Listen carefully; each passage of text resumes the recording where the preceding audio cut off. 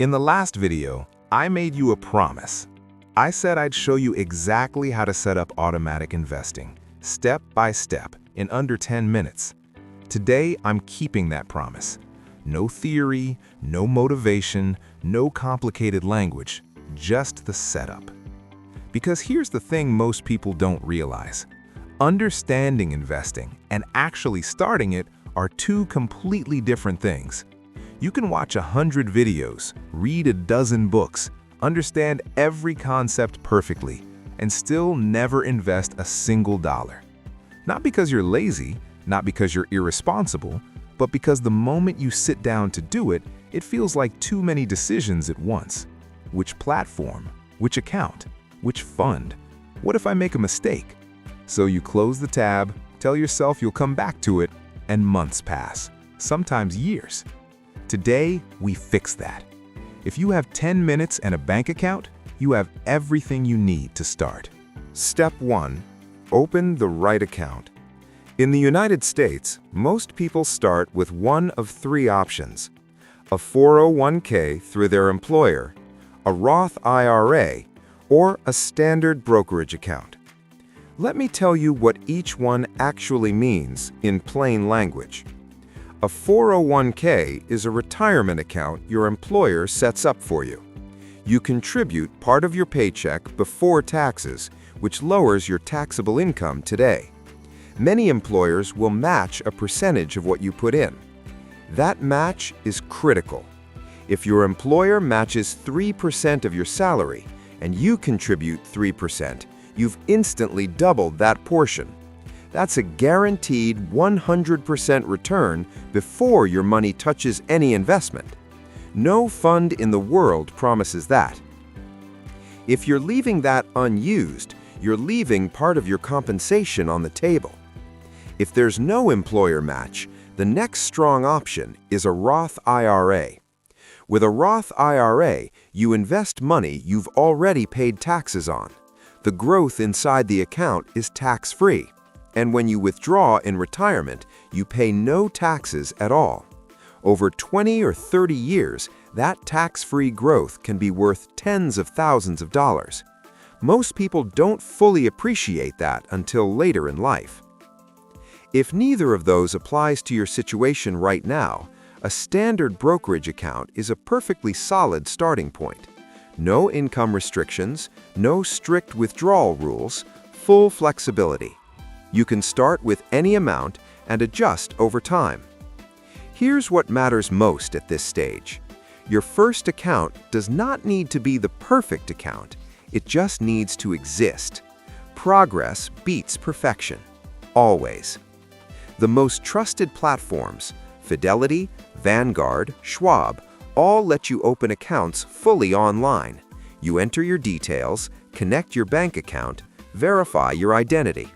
Most people finish in under 10 minutes. It's genuinely faster than setting up a streaming subscription. Step 2. Choose one simple investment. This is where most people get stuck. They open the account, they see the fund options, and then the doubt starts. What if I choose wrong? What if I lose everything? What if there's a better option I'm missing? So they sit with an empty account for months, waiting for certainty that never comes. Here's what I want you to understand. You don't need to find the perfect investment. You need a diversified one. Broad index funds are the starting point for most long-term investors because of one simple reason. They don't bet on individual companies. They own pieces of hundreds or thousands of them at once. A total market index fund holds nearly every publicly traded company in the U.S. economy. An S&P 500 index fund holds the 500 largest. Either one means you're not guessing which company wins. You're participating in the overall growth of the economy over time. Historically, that has rewarded patience more consistently than any other approach available to everyday investors. One fund is enough to begin. You can always diversify further as your knowledge and portfolio grow. But right now, simplicity is not a weakness, it's a strategy. Step 3. Automate your contributions. If there is one step in this entire video that matters more than the others, it's this one. Here's why. Without automation, investing becomes emotional. You invest when you feel confident, you pause when you feel uncertain, you skip a month when life gets busy, and slowly, without meaning to, you sabotage the very system you're trying to build. Automation removes that entirely. When your contribution transfers automatically on the same date every month, you don't debate it. You don't negotiate with yourself. You don't wait to feel ready. It just happens. Choose an amount that fits your actual life, not the amount that sounds impressive, and not the maximum contribution if that creates stress. The right number is the one you can sustain for years without thinking about it. For some people, that's $50. For others, it's $200. The amount matters far less than the consistency. Set the transfer date to fall right after your paycheck arrives. That way, you invest before you spend. Then, leave it alone. This is the difference between people who build wealth and people who intend to. One group relies on willpower. The other builds a system. Systems win. Step 4. Turn on dividend reinvestment. This step takes 30 seconds and most people skip it. Here's why it matters. Many funds pay dividends, small amounts of cash distributed to investors periodically. If you don't reinvest those, they sit as idle cash in your account.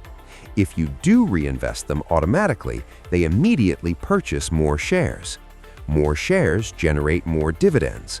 Those dividends buy more shares. The cycle continues. Over a decade or more, this compounding loop adds up to a meaningful difference in your final balance. Turn it on once. It runs silently from that point forward. Step 5. Learn when not to act. This is the step no one talks about, and it might be the most important one. Most of the financial damage investors experience doesn't come from bad investments. It comes from bad reactions to normal events. Selling during a market drop, pausing contributions when headlines feel scary, moving money into cash because something feels uncertain. These feel like smart, cautious decisions in the moment, but over time, they quietly destroy returns. Markets fall. That's not a sign that something is broken. It's a normal part of how markets function. And here's something worth understanding. When you continue investing automatically during a downturn, you're buying more shares at lower prices. When the market recovers, and historically it has, those cheaper shares appreciate. This is what financial professionals call dollar cost averaging. You don't need to time the market. You don't need to predict anything. You just need to keep going when everything in you says stop. That steadiness is rare, and it's worth more than any investment strategy. Let's talk about the fear that stops most people. What if the market crashes right after I start? This question stops more people from investing than anything else, and the answer is uncomfortable but important. Yes, the market will fall at some point, possibly significantly. That has happened before, and it will happen again. But long-term investors don't avoid downturns, they prepare for them. Here's how.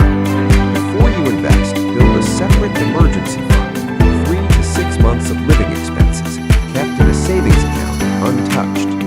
Only invest money that is meant for long-term growth, money you won't need for 5 years or more. If you've done that, a market drop is not a crisis, it's a waiting period. And waiting is something a good system can do automatically. Here's what this actually looks like. You come home one evening, you open a Roth IRA on your phone, you choose a broad index fund, you set $100 to transfer automatically every month, you enable dividend reinvestment, you close the app. That's it. After the first year, nothing feels dramatic. After 5 years, you start to feel it. After 10 years, it becomes real. After 20 years, it becomes one of the best decisions you've ever made. Not because of genius, not because of luck, because of a 10-minute setup and the patience to leave it alone. I'll leave you with this. The hardest part of investing is not choosing the right fund. understanding the tax rules. It's not even having enough money to start. The hardest part is beginning, and you now know that beginning is simple. No perfect moment, no perfect knowledge, just a decision made today, repeated automatically for years. In the next video, we'll cover the quiet mistakes that slowly destroy returns, things most investors don't notice until the damage is done. That video could save you more than you expect. This is Max's Money Lab, helping you think clearly about money so it supports your life, not controls it.